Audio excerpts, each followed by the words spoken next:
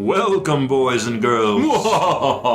This is our first Halloween episode. Oh, SpookyTunes. Welcome to episode 21 of PixelTunes Radio. I am Ed. And I'm Mike. And this is our special Halloween SpookyTunes episode. Woo!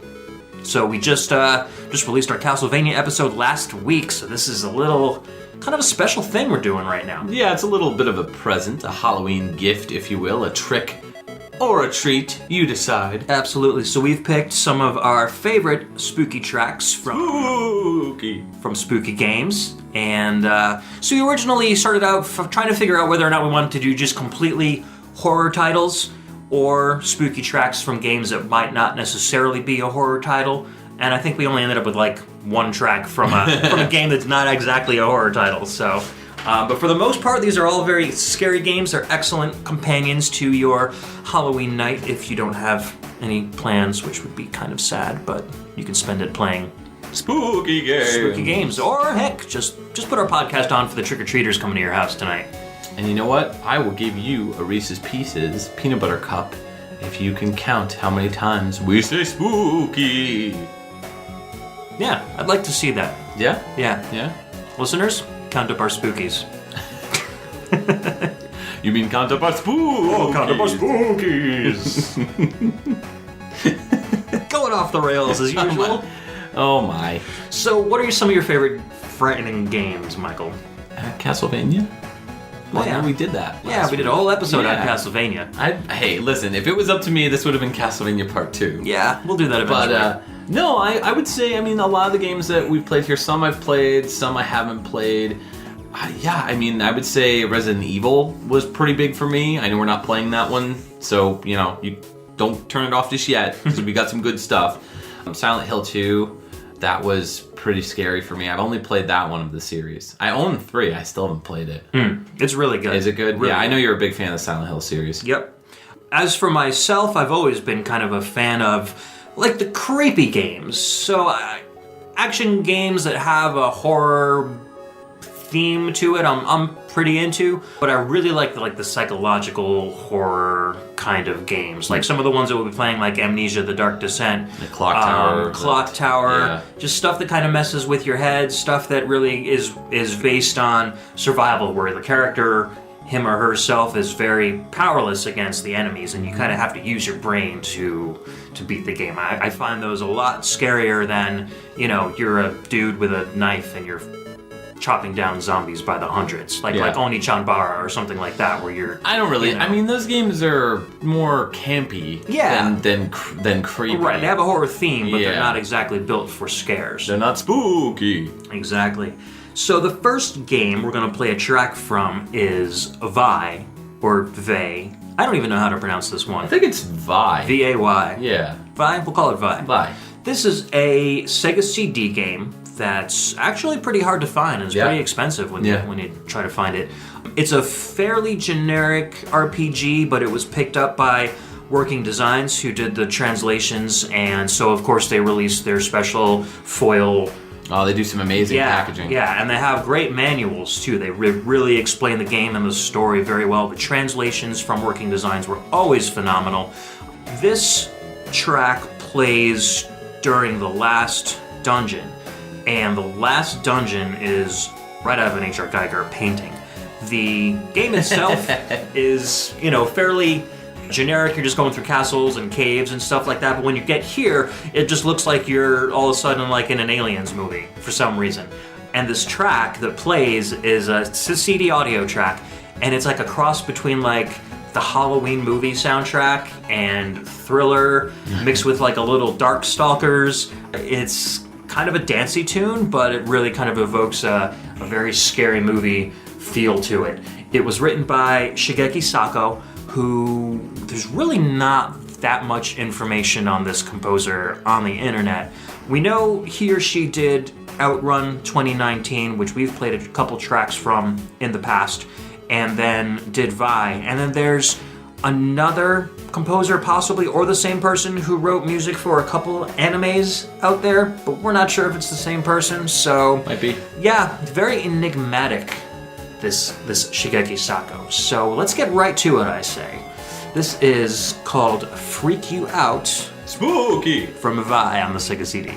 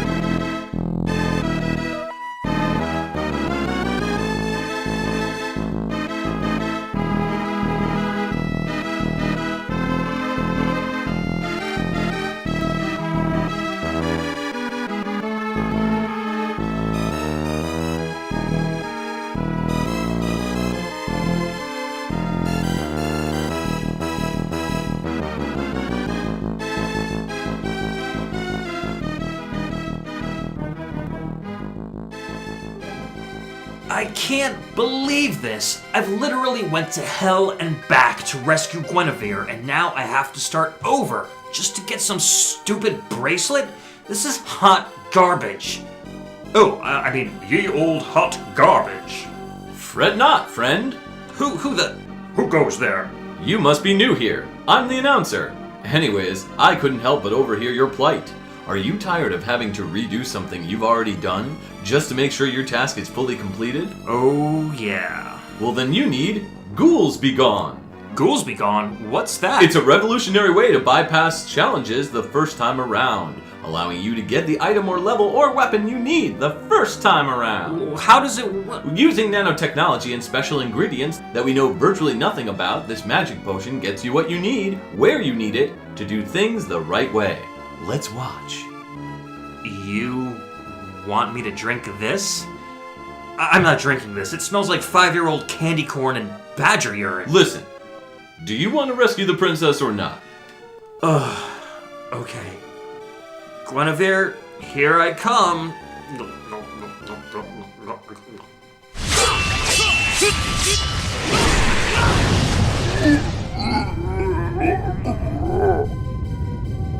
Oh, Arthur, my hero, come give me a kiss. Ew, have you been drinking badger urine? Thanks, Ghouls Be Gone. You're welcome, Arthur! Buy Ghouls Be Gone today for only 15,000 zenny at all major retailers. Ghouls Be Gone is not for consumption by non-video game characters. Please dilute with badger urine. Candy corn taste is a side effect of ginseng, riboflavin, and maltodextrin. Use as directed. Use only genuine in Rossiter parts. Void in Utah. Spooky! Oh, here we go again. That was Super Ghouls and Ghosts. Haunted Graveyard was the track. This was such a great game. I love and hate this game. Yeah, and agreed. And I can definitely say getting through the game is such a challenge. And if you're brave enough and strong enough and your mind is sharp enough to get to the end of the game, you then have to go back and beat the game all over again. And it's whenever that happens, that's when I'm always like, forget it. Does it get more difficult the second time around, or is it? No, I mean, it pretty much stays the same. I would say that the goddess bracelet that you pick up, that's the weapon you have to defeat the final boss with. Okay. So basically, if I recall, you go through 6 levels, and 6 to 7 levels, something like that, and then you beat the bad guy, the final boss, and then there's another final boss, which is this huge, giant dude that you have to like climb on these platforms and stuff, very similar to like Mega Man X when you fight the second form of Sigma. It's very similar to that, where you have to like climb, except like way bigger scale. So I mean, this dude's like 5 screens worth in size. Impressive. And so I've never beaten it once and then gone through it a second time and beaten it again. So I really don't know the ending to this Interesting. game. I know he just pretty much rescues Guinevere, but this is one of those like table flipping games where you die and you're just like, oh, like you just expletives. Yeah, and it's a great Halloween game too. Oh yeah. I mean, it's full of ghosts and goblins and obviously ghouls And ghosts. and ghosts and goblins and ghouls. And spooky. Oh my. Ooh. So then this particular song is from the Haunted Graveyard, which is the first stage of the game. It's a very iconic track. Very iconic It's track. been, it was originally written for the arcade version of the game, which was Ghosts and Goblins, Ghosts right? and Goblins. And then there was Ghosts and Goblins on the Genesis.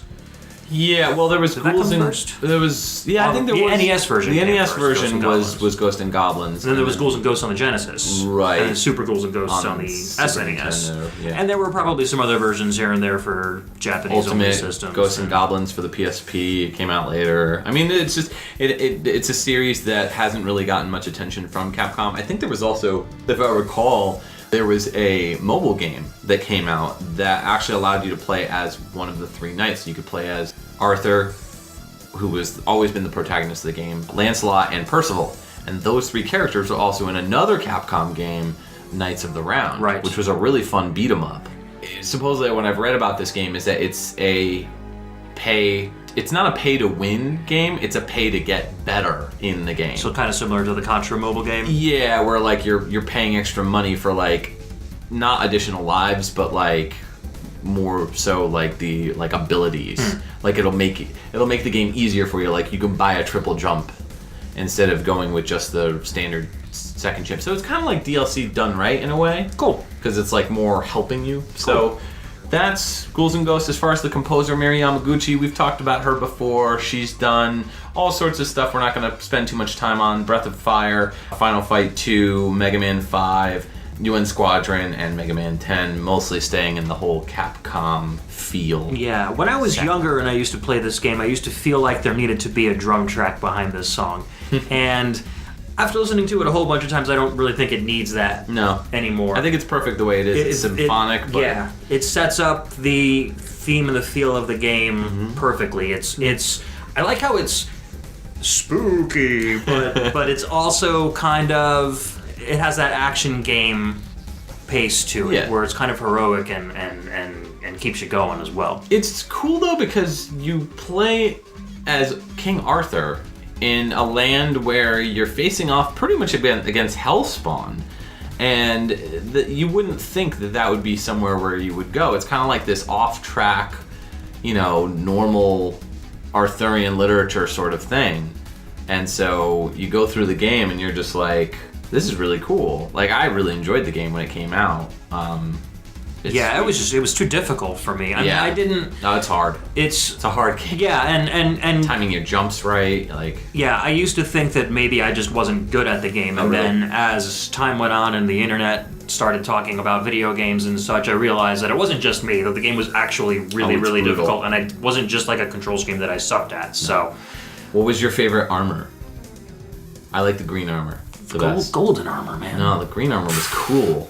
But the golden armor just had that blasted fin through dudes. You had that fin. Yeah, but the gold armor was the same. The only thing you got was the extra power-ups. That was it. Yeah. Like the extra ability. Well, I'm talking about how it looked. Oh. It looked the coolest. Yeah.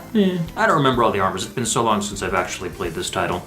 How about another Super Nintendo game? I'm okay with that. How about another Super Nintendo game where you're one man against Dracula's army? So Castlevania. That's not Castlevania. Oh. This one is a fantastic game that not a lot of people have heard of, and it's kind of a shame because it's a really, really phenomenal game. Yeah. This one's called Nosferatu for the SNES. It's by Sega, and it had a really limited print run. So even finding the cartridge loose nowadays is like $60. Yeah.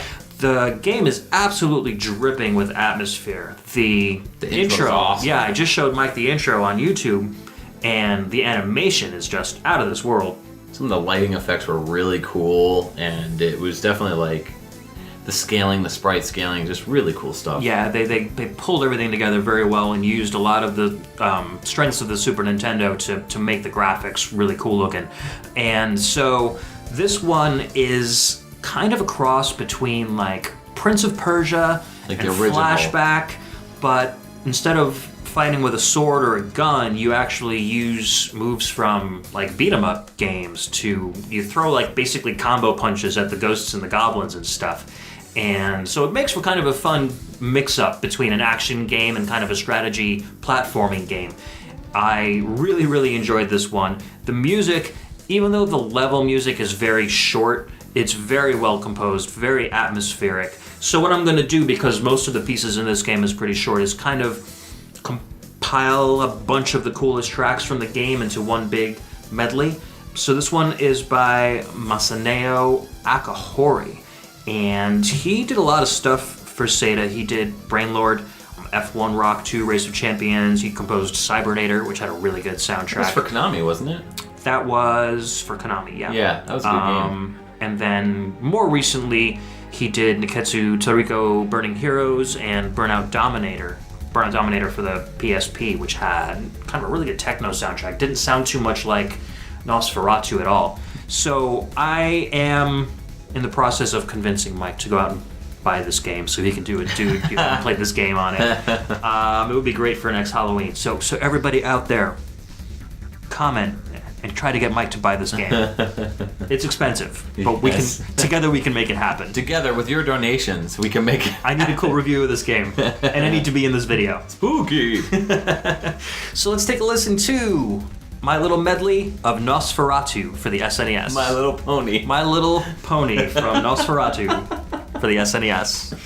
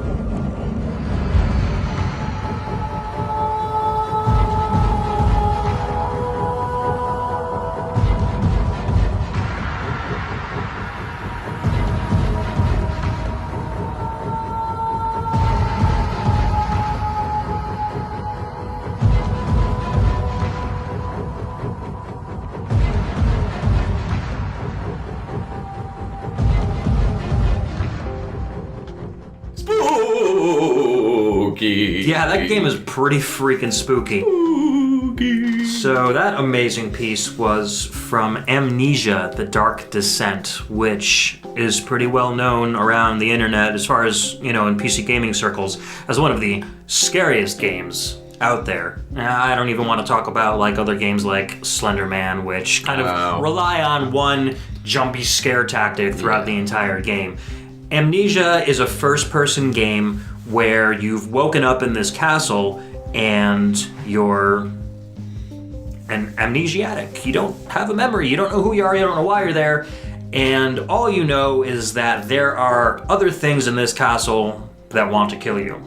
And so you're kind of roaming through the castle and picking up on clues and reading books and stuff. So it's a puzzle game as well as an action game. The difference being that the monsters in the game have a physiological effect on you when you're nearby. So you have a heart rate meter, and if you look at the monsters for too long, you start to go crazy. And so your vision gets all wobbly, your heart rate increases, and you can't move around as well. So when a monster is coming near you, you've got to find a closet or a cupboard or something that you can duck into and close the door in front of you. And then when the monster leaves, you can kind of peek out and see if he's still there. If he's not, you gotta hope that he didn't see you. Really creates an excellent atmosphere of terror. You can pick up and manipulate almost anything in any of the rooms and take a look at them. It's a lot of fun to play. It's a pretty long game too, and there are some sequels and add-on packs. You can also get modifications that other people have done for it, so it's really cool. There were 2 kind of spiritual prequels to this called the Penumbra series, where it takes place in present day, and you're in a bunker underground in Antarctica where like some sort of madness has occurred and you've got to kind of get through it. So this was written by Mikko Termia, and he's mostly worked with Frictional Games, who are the creators of the Penumbra series and the Amnesia series. They've got a new game coming out called Soma, which is very much in the same vein as the Amnesia series. He's a really excellent composer. He's very good at creating these dark, scary atmospheres. And if you want a good game to play around Halloween, check out Amnesia. I think there's a free demo available. It's probably enough to keep you up that night. The track was called Panic and Paranoia, and I would say that audio-wise definitely brings out some panic and paranoia. I've not played this game, but you have, it sounds like. Yeah, so you should come over and play it some night. It's really good. Can we close all the blinds and shut all the lights off? Because that's really the only way to play scary games. I mean, it's in my creepy castle basement, so... True. Not the PixelTunes basement. No. It's Ed's creepy castle basement. Ed's creepy castle basement. Spooky! Alright, so we're moving on to Friday the 13th. This is the Cabin track. I love this song, and I secretly love this game. I don't know, a lot of people give this game a lot of hate. Our buddy, actually, Matt Isro, aka Cygnus Destroyer, did a really good, one of his best reviews, in my opinion. Yeah, I really enjoyed it. And we'll link to it on our Facebook page. Yeah, to Friday the 13th. Definitely really thorough, and he explained pretty much how to beat the game. It's like almost like a walkthrough tutorial as far as like how to not suck at Friday the 13th. Because me, I'm terrible at this game. Like, yeah. I can usually like get to Jason to the point where like I'm in the cabins and I'm facing off against him. So I go in the cabin and I hear this music and I'm just like, what's going on? Like, he's here, I know he is. And then you round the corner and it's got that dun dun dun dun dun. And he's there, and I finally figured out after years of just sucking at being killed by him over and over and over again, I finally figured out how to like dash away from him, like, kind of like side dash, I don't know.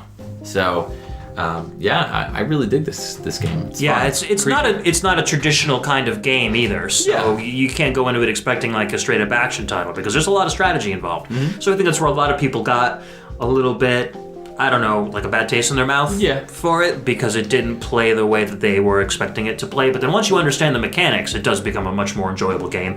And the designers of the game really did, I mean, you could tell that they had a love for the movie as well because there's a lot of stuff that relates back to little parts of the movie that, normally you wouldn't expect to be in an NES game from that early on. Though I'm trying to remember as far as the cabin or the people that you play as, the camp counselors or whatever. Mm-hmm. I'm trying to remember if all those names were the names that matched in the game or in the movie. Know. I don't think they were. But the stuff with like Jason's mom, like with her decapitated head and the sweater and all that stuff, I mean, that's all straight out of the movie. So it's pretty cool. You don't actually see Jason in this movie, I thought.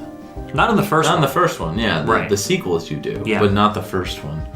Which I was always so We see him as a kid in the first one. Right, but I was always so disappointed by that. I always wanted to see Jason. I always thought Jason was in the movies because you see the mask on most of the covers for the logo and everything, and you're like, oh, Jason's in this. He's not in the first movie, which is disappointing. Spoilers, Mom was the psycho in the first one.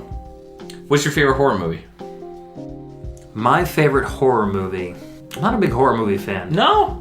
Really? Yeah. Huh. Event Horizon. Really? Because I'm a big sci-fi movie fan. Okay. So that kind of combined horror with sci-fi, and that was a pretty freaking movie. Freaky movie. Freaky. Pretty freaking movie, man. Pretty freaking movie. I would probably say for me, Night of the Living Dead. Yeah, the remake or the original. And when God. I say remake, I'm talking about the 90s remake. I'm like such a big zombie movie fan that I don't even consider them horror movies. I just consider them zombie movies as like a genre in and of their own, you know? Dawn of the Dead was good too. Dawn of the Dead, 28 Days Later, like all those kind of zombie movies I really, really enjoy. Zombies. There are no running zombies. See, I don't... 28 Days Later is not a traditional zombie movie. Yeah. I don't consider it to be I agree. in the vein of the other zombie movies. I still enjoyed it as a movie, though. The sequel to it, 28 months later? Hours or months? 28 months later, I think it was, or something like that. Okay. I saw that one, and it was not nearly as good. No. I should have just kept it at the first one. I saw the first one in the theaters, and it was pretty good. I mean, I enjoyed it. I just was like, I'm very anti-running zombie. So, yeah. Zombies gotta be slow, they gotta be dumb as bricks. But it was the rage virus. Like, they never actually tried to make them into zombies, you know? True. Same with, like, I Am Legend. Yeah. There's like, I consider, like, I Am Legend and 28 Days Later to be more in the same genre, because they're more like monsters than they are your traditional shambling zombies. I really like Dracula too, the original Dracula, Bram Stoker's. And if you're looking for more of like an action flick, Van Helsing's really good.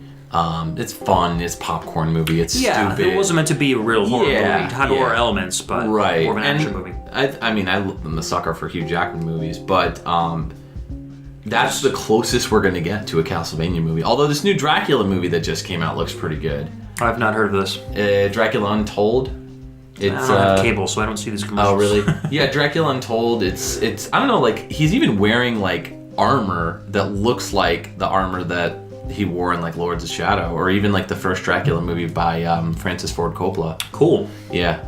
Pretty wacky. But anyways, the track for Friday the 13th, Cabin, was composed by Hirohiko Takayama, and he's a Japanese composer and sound designer. He did a bunch of games, some of which had pretty bad reps, like Karate Kid and Friday the 13th.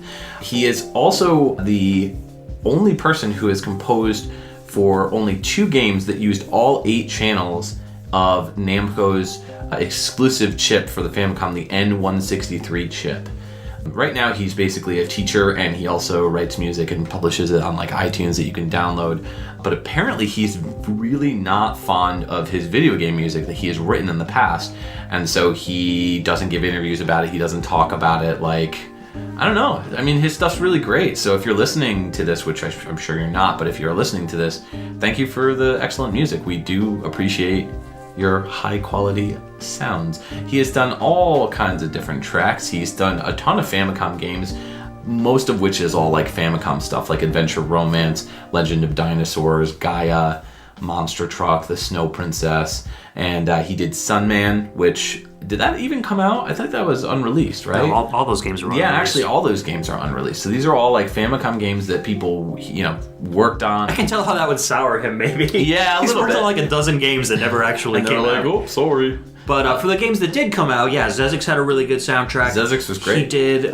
King of Kings was, I think, one of the games that used the 8-track N163 Namco sound chip. Oh, was it? Yeah. But that only came out for the Famicom, obviously, because the Nintendo itself could only support 5 tracks.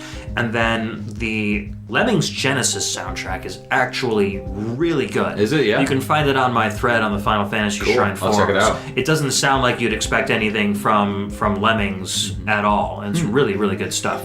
He did Bonk's Adventure for the Nintendo, and also Adventure Island 3. Adventure Island 3, and Panic Restaurant, which is a really expensive game now.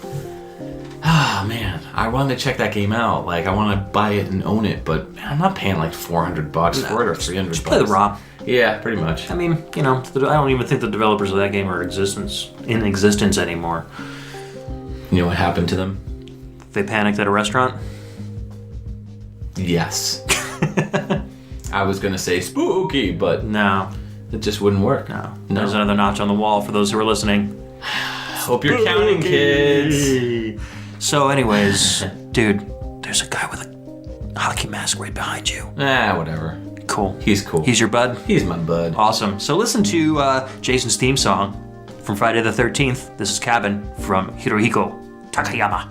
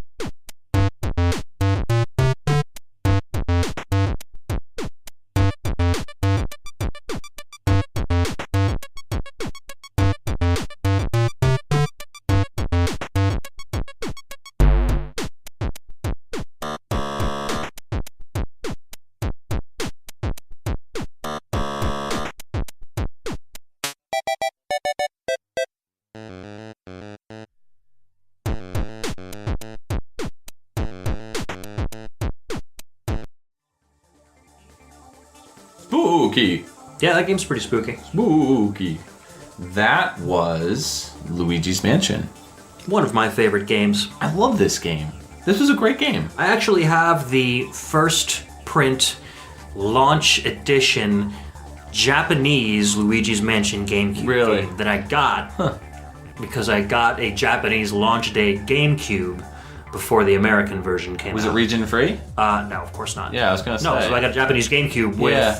I have the launch edition Resident Evil and Luigi's Mansion and Monkey Ball in their, complete box.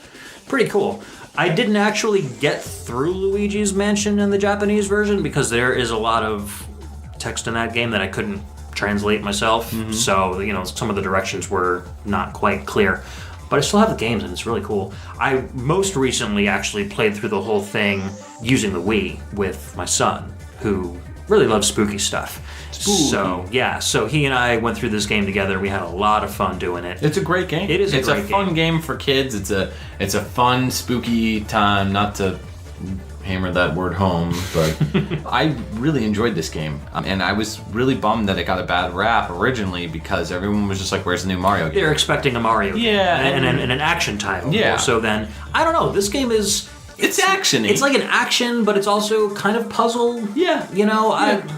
it doesn't really fit into any particular genre. No. Not even like survival horror. It just kind of does its own thing, which a lot of Nintendo games tend to do when they're outside of the realm of your traditional Mario platformer. Yeah, I mean, expanded the universe, at least. Sure. So. And it gave Luigi kind of his own personality, you know, as kind of a Fraidy cat. like a fraidy cat, but also at the same time, you know, brave enough to keep carrying on, even though he's like scared witless. Yeah.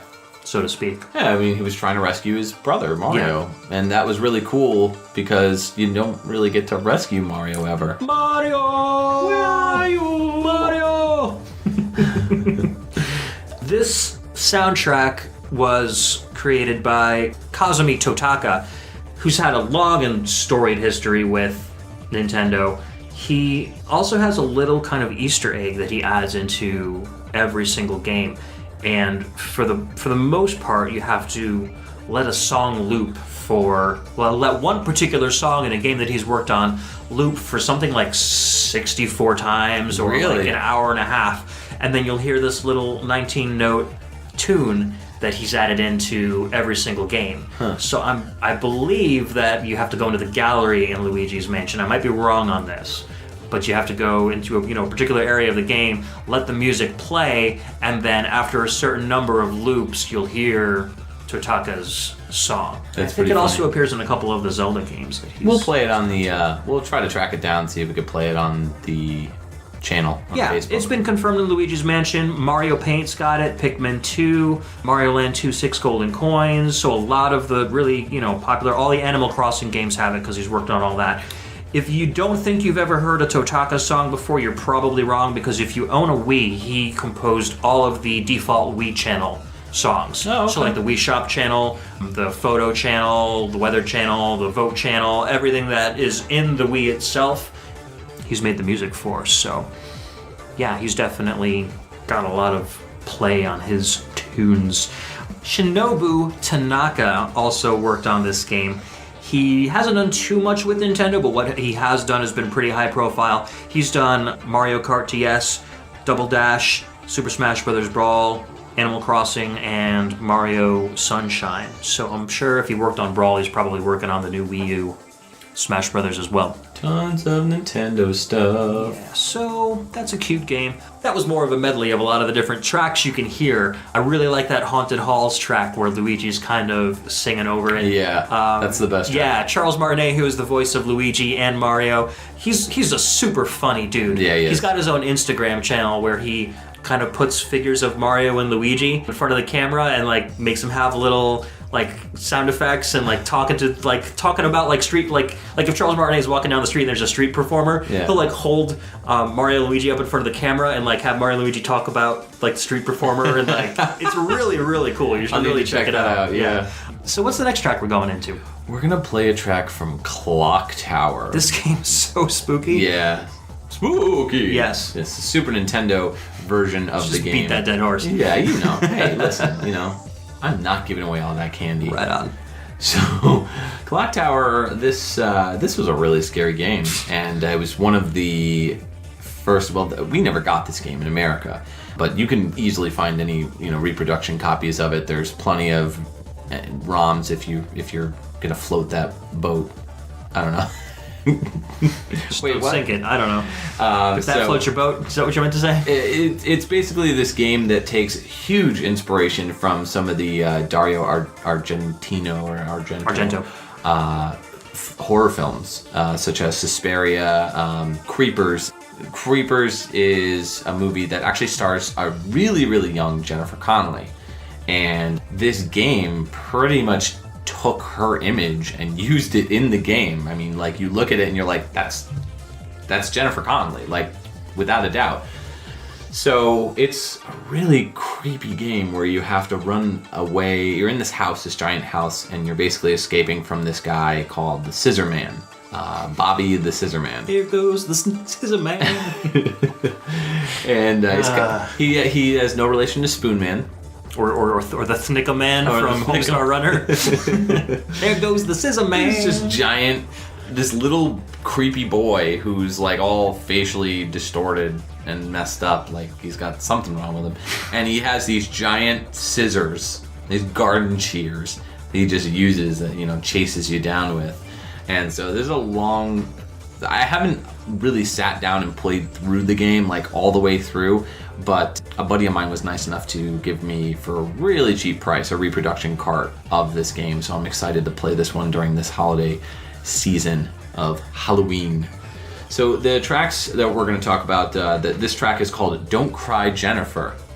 And it's... So they're really making it pretty obvious that it's actually Jennifer Connelly's. The character's name in the game is also Jennifer. That's hilarious. So, yeah, they really wanted to showcase Jennifer Connelly, apparently. I'd like to showcase Jennifer Connelly myself. Watch it. Well, this is the actress. Yes. So the tracks were composed by Koji Nikura and Kaori Takaizo. And they have worked on mainly spooky games, Clock Tower and Clock Tower 2, The Struggle Within, which the sequels really weren't as good. They were a little more hokey. The Clock Tower games eventually inspired Haunting Ground, which was a really cool Capcom game, which we should have picked a track from, but we didn't. There's more Halloween's coming. Oh, you know it. And then Koji Nikura worked on WCW NWO Revenge, which is such a departure. That was a really spooky game. Oh, yeah. Fire Pro Wrestling, F1 Pole Position 2 was the sound designer on that. Popful Mail worked on the BGM. Yeah, Takazo was mostly sound production, so I'm not sure how much composition he did, but I think he took care of a lot of the... He did not do much. Yeah, he took care of a lot of the technical aspects of the sound design. He did the background music for Clock Tower 2. Clock Tower 1, he's just labeled as sound produce. Yeah. So Koji Nikura probably did the music for Clock Tower. Mm-hmm. Yeah.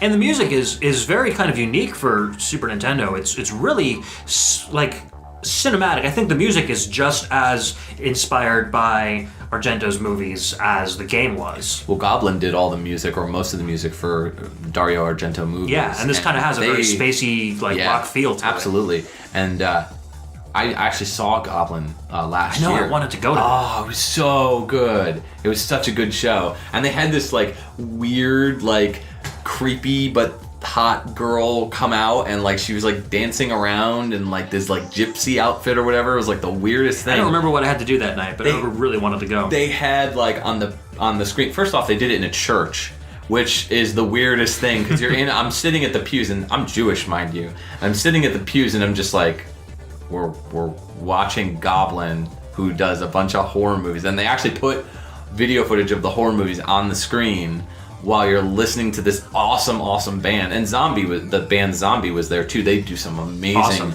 work, really spacey, prog rock that's very much inspired by Goblin. So that was an awesome show. So if you guys like this track, check out Goblin and also Zombie, because if you like this type of music, it's very similar to what you're going to hear in real life with real instruments. But getting back to the Clock Tower game, this is definitely a scary game. Check it out. This track again is called Don't Cry Jennifer.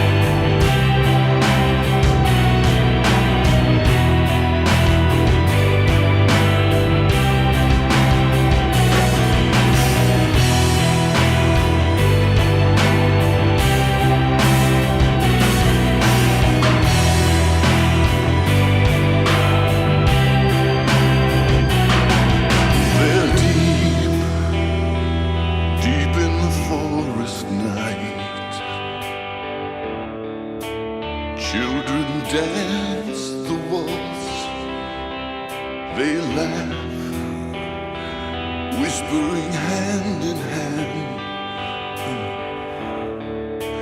just like children like to do. Their eyes, what are they looking for? White dress flutters the beat, their song starting to make some sense. Only if you're listening. Dance, dance like butterflies.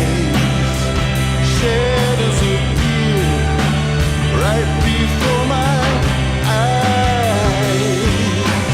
Sound, echo the absurd. Hard to explain something that I heard. Now, hear the forest talking, insects and birds. Does the scent of soil and beast breathe the life into the animal you hide? It's a great illusion one never knows. When you think you're really alone, feel the eyes of someone looking in on you.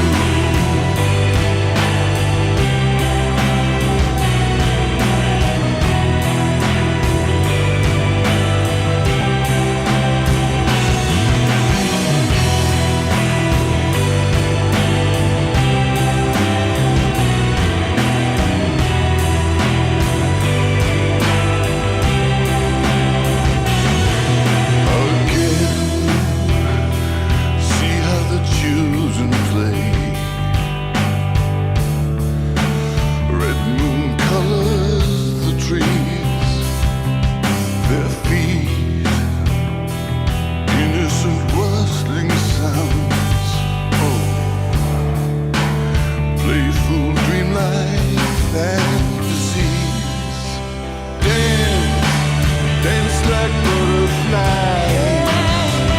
Shadows appear right before my eyes. Sound, echo the absurd. Hard to explain something that I heard. Now, hear the forest talking, insects and birds. Does the scent of soil and beast breathe the life into the animal you hide? It's a great illusion one never knows. When you think you're really alone, feel the eyes of someone looking on you. Hear the forest talking, insects and birds. Does the scent of soil and beast breathe the life into the animal you hide? It's a great illusion one never knows. When you think you're really alone, feel the eyes of someone looking in on you.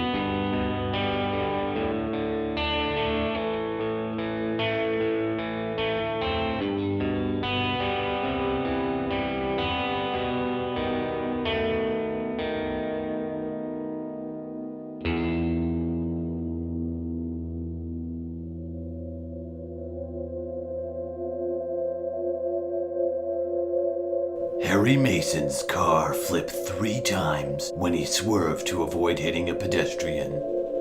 Now, Cheryl's missing, and Harry's found himself in the town of Silent Hill.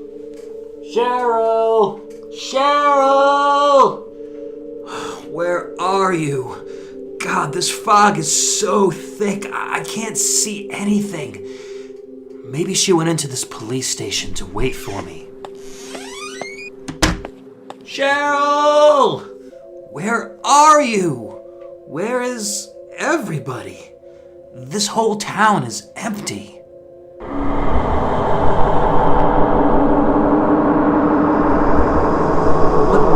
What is this? Everything's covered in blood and rust. I must be hallucinating. This is impossible. Excuse me. Ah! It's some sort of giant triangle face. The name is Pyramid Head. I couldn't help but overhear you complaining about all this gunk on the walls. Yeah, and the ceiling and the floor, even on this pack of gum. Yuck! Making the transition to the other world in Silent Hill can be difficult for nerdy white guys like you. Hey. That's why we formulated Gore Grabber. A few quick spurts of our foaming cleanser will dissolve all this nastiness in mere seconds. Wow. Ooh, let me get some. Yoink. Amazing. This place needs a good wipe down with Gore Grabber.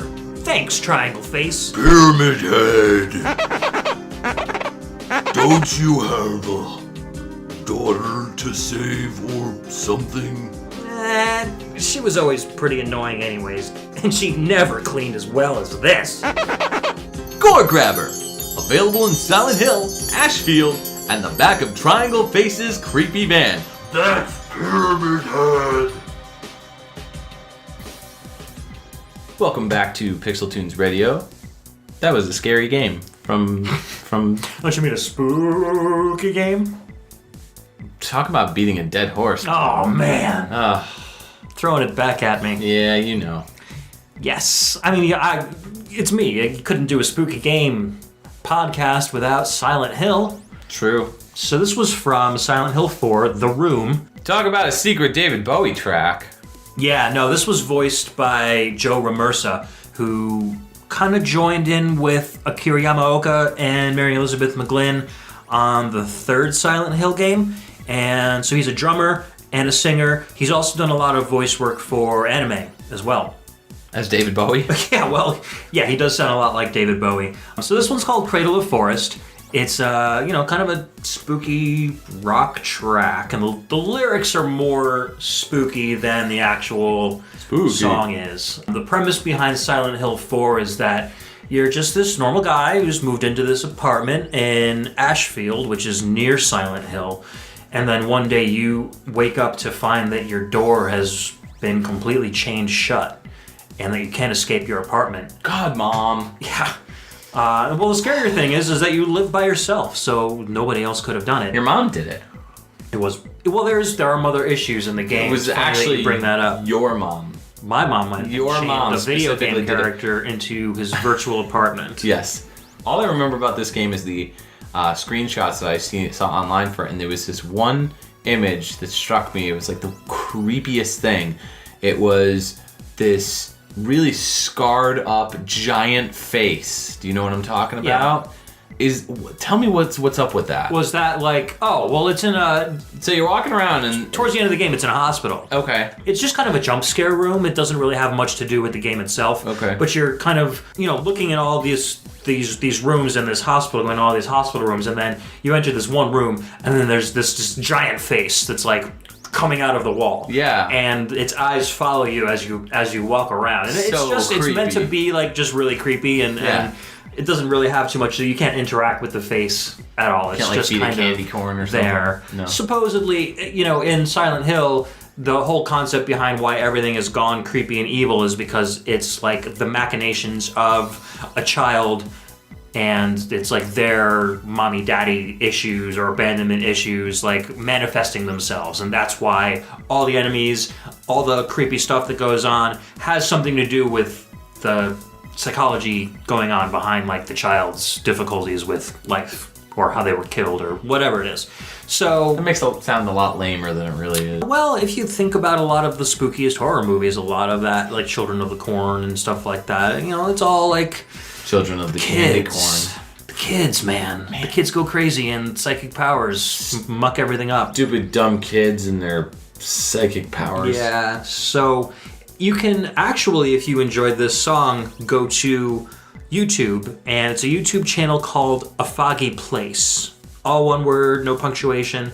It's a channel set up by Joe Ramersa, and they've got some video of Akira Yamaoka, Joe Ramersa, and Mary Elizabeth McGlynn performing live tracks from the Silent Hill game, like cool. chilling out at Joe Ramersa's house. So it's Joe on drums, and then Akira's playing guitar, and Mary is singing, and they do like a bunch of songs, and then they do an exclusive song that's not from Silent Hill called Jammin' with Akira. And they're really, really well done. So it's cool. definitely worth checking out. I'll probably post that on the Facebook page too at some point. Not to be confused with the other YouTube channel that is your personal favorite that you've told me about, A Froggy Place, where it's just video footage of frogs wearing hats, different tiny hats. Don't talk about my frog obsession. I have no idea what you're talking about. Spooky! So, yeah, I mean, we pretty much talked about Akira Yamaoka. We talked about the game. So I guess we can move on to our next track. Which we've talked about before too, but We have. totally worth playing another track from. It is Rusty from the PC 98. So we played Queen in the Dark Night from this game, and that was a great track. But my biggest problem is the speed on these songs. So the one that we're going to play is the normal speed. This is the speed that you would hear if you played it on a PC 98. Unfortunately, Ed screwed up the rip of this game when he first created it, and he gives it to me like, you gotta hear this soundtrack, it's really good. And he posted it online, he's like, dude, you gotta check it out. I'm like, awesome. So I downloaded it and I fell in love with the soundtrack. The problem is that the soundtrack was like 5 times the speed. It was like 1.5 times too fast. Yeah, or maybe it was- even double speed. It was ridiculous. fast. It's ridiculously fast. I mean, most of the tracks that are slower paced are sped up to the point where they're like techno, basically, like really awesome, like Yeah. dance tracks. And so when he was like, oh dude, I meant to tell you, like I screwed up the rip, I was like, don't tell me that. Like, I want to listen to these tracks fast, man. So this is a great song. Red Sunset is a song we're gonna play. And so we've talked about one of the composers before. We actually didn't talk about the other composers. So we talked about Ryu Takami. And so now we're gonna talk about Masahiro Kajihara and Kenichi Arakawa. So Masahiro Kajihara worked on Hole Chaser. Hole Chaser. Yeah, you know, Hole Chaser. He also worked on Virgin Dream, Princess Maker 2. I see where you're going with this. Slayers, Cybernetic High School Part 3 Gunbuster, Virgin Dream, man. Virgin Dream, followed by Hole Chasers Hole Chasers. and Princess Maker. 2. So, Two. obviously... Number these 2 are- Princess Makers. Yeah, I don't know. I mean, the PC 98 had its fair share of adult-oriented games. Yes, it So did. there's a good chance that a lot of these were exactly what you think. Hole Chasers? Hole Chasers. We'll have to look that one up. Yeah. I'm scared to right now. Yeah. This is a family-friendly show, don't forget. Spooky. Spooky Hole Chasers. Spooky Princess Maker. Ay, ay, ay. So Kenichi Arakawa worked on mostly Japanese games. Rusty was in 93.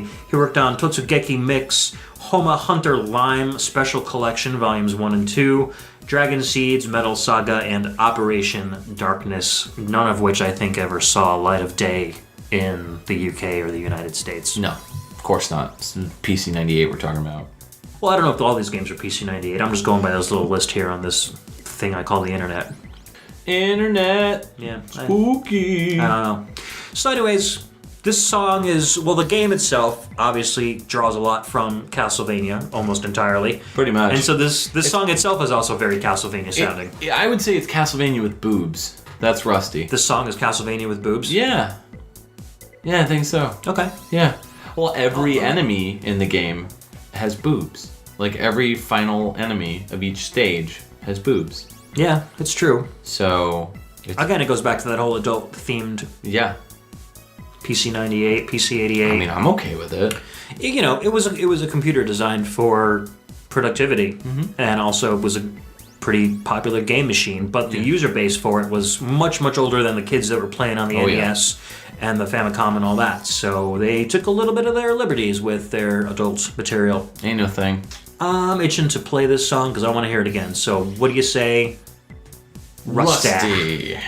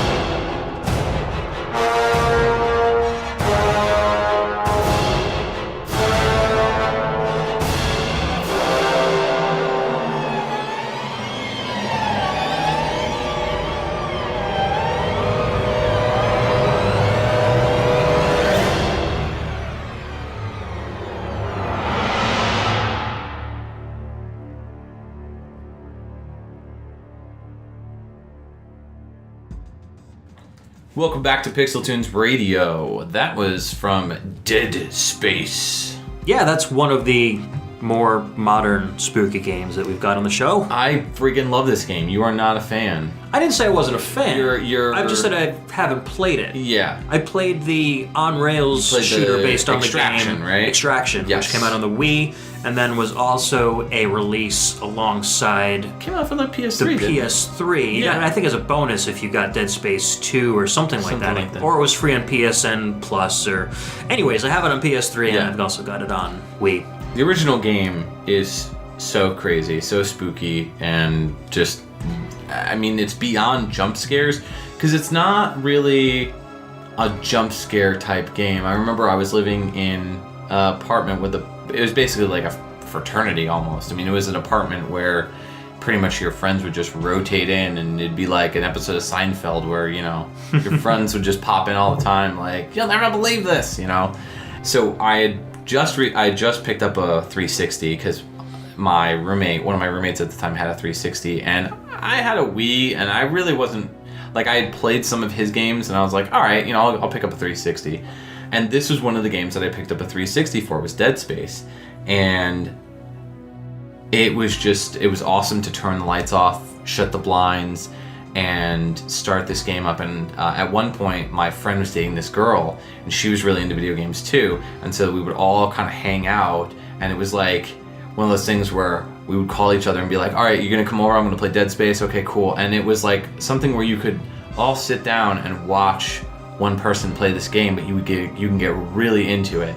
And so there were like all these like really disturbing, creepy monsters that would just appear behind you, and you wouldn't realize that they were there until it was already too late. And that was kind of the scare factor for me, was not necessarily that you see these things from a distance or that they come up real close. It was more like what's behind you that creeped me out. So I used to play the Silent Hill games almost the same way. I didn't have a group of friends, but my wife would work till late at night because she worked at a coffee shop. So I would sit there in my living room, I'd turn all the lights off, I'd have nothing but like a lamp, which I printed out the game facts for in case I like needed it or got lost, but it would just be like me with no light whatsoever, just playing these games, you know, and it really kind of helps to absorb that atmosphere from the game. Because if you're playing in a brightly lit room, it doesn't hold that same effect. No, you can't play or even watch horror movies or anything scary in bright light, like daytime, like everything's sunny and happy and wonderful, and you're kind of just like going through the motions. It's you gotta have the atmosphere for it. Yeah, well,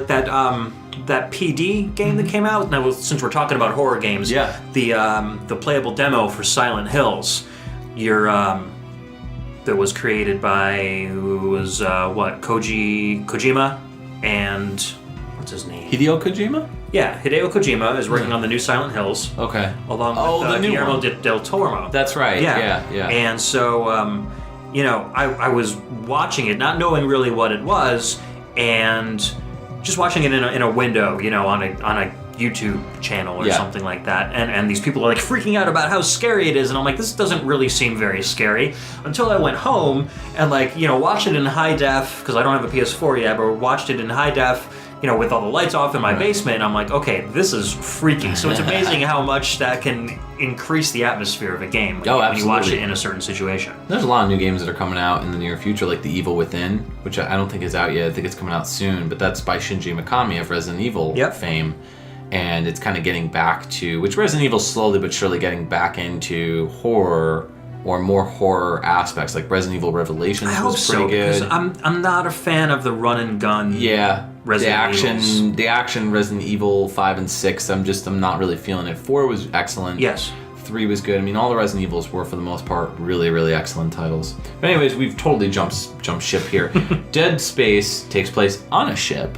You take place on the Ishimura, which is a space station ship, and you play as this character named Isaac Clarke, which is a combination of Isaac Asimov, I believe, for the sci-fi. Yeah. And Arthur Clarke, if I recall. Arthur C. Clarke, right, who wrote Blade Runner and a bunch of other stuff. So he plays this guy Isaac Clarke, and you're basically, it's really creepy. You're going through this ship. You land at the space station, and you're going through the whole space station, kind of being like, what's happening in the beginning, and then you start seeing these monsters appear, and you find out that these monsters used to be people, and they all got turned into these monsters by the hive thing. Yeah, and it's actually kind of similar to Event Horizon, which we were just talking about before. Right. It borrows a lot from that. So this track was called The Hive Mind, and this soundtrack was composed by Jason Graves, who actually has done a lot of video game music, mostly newer stuff. But he actually won 2 BAFTA awards for Dead Space, and it's been considered one of the best truly original soundtracks, and it's also been called, for the game itself, the scariest game ever made. Yeah, he's got an incredibly cinematic style. It's very atmospheric. He hasn't only done horror games. He's done stuff like the Star Trek first-person games, like Star Trek Encounters, Star Trek Conquest, Rayman Raving Rabbids, but he's done like kind of funny, scary games like Deadhead Fred, Area 51. So, he's a very versatile guy, but his soundtracks are always top-notch. Very cinematic, yeah. Yeah. So with this song, I mean, just I don't know. I can't speak enough about how great this song is. With the strings just kind of building tension there, and then when you get the percussion drops, the whole thing just sounds really well put together, really strong, and really spooky and scary. And he's also composed the next 2 Dead Space games in the series, Dead Space 2 and Dead Space 3. And Extraction, too. So if you enjoy this one, definitely check out the other ones. So I guess it's going to wrap it up pretty much for our spooky... Not really. Well, no, we got one more track, don't we? Yeah. Well, you know what I mean. We're wrapping up our regular stuff. We're going to actually talk to you guys a little bit about this game that's coming out by a indie composer. This is going to be our outro track. Yeah, as we've said before on the podcast, we love indie composers. We love indie games. If you are an indie composer or an indie developer and you've got a game coming out and you think it has pretty good music, definitely get in contact with us. You can email us at pixeltunesradio@gmail.com. You can send us a sample of your work, and we would totally be happy to get you on the show, even as a little guest spot for a break, or just to talk about your game and, kind of help you promote it a little bit.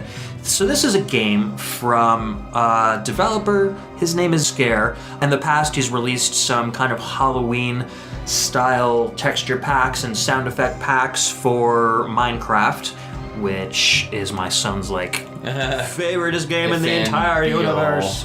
So he's got a game coming out called Tricks and Treats, and it's an indie kind of retro throwback title. It kind of reminds me a lot of Bubble Bobble. Yeah, we played a With little some bit of platforming the elements. we played a little bit of the alpha build that he sent us during the break, and it looks pretty cool. It was kind of like a mixture of like Mario, where you're like jumping around, you're like play this little break ghosty, blocks above your head and get power-ups and stuff. Play as this little ghosty guy, and you're jumping around, shooting bubbles, and it looks really cool. So it looks to be like a fun game. And you were mentioning that something about the music, where the music kind of changes. Well, in a lot of the tracks, it starts off very simple. So it sounds like your standard kind of wavetable synth. But then as the music progresses, it gets a little more layered, and kind of some of them add some more modern dubstep or, house techno beats. Yeah. So by the end of the song, it's this really cool combination between throwback and modern songs. It's kind of like a way of encouraging you to keep in the game and keep playing and try to get better and better so you can hear more and more of the song, which is really cool. It's a cool idea. Yeah, so the game is called Tricks and Treats. It's currently in development, so it's not out yet. I'm sure it'll have a lot of different distribution options once the game does get released. And he'll have all that information on pixellanterngames.blogspot.com, which is kind of where he has his manifesto set up. Has a lot of information about, why he's creating the game, his design ideas, and then he's going to have information as far as, the game's progression as he goes. So he's already got a timeline set up about, what he wants done by each stage. He's got a very organized plan set up. So I'm really confident that he's going to come out with a really good game. Yeah, I think he's going to finish it. A lot of games don't. They just kind of sit in the middle period where no development gets done, or, people just stop, or their lives get busy or whatever. But this guy sounds like he's he's got a good thing going. Yeah. So Thanks for letting us know about your game. It's really cool, and hopefully, we'll stay in touch as the game gets built, and we'll have more music and more updates from Tricks and Treats as it goes. The outro track we're going to play is from that game. It's called Reaching Branches. As always, you can find us on Facebook.com/PixelTunes Radio. Check us out on Twitter at PixelTunes Radio.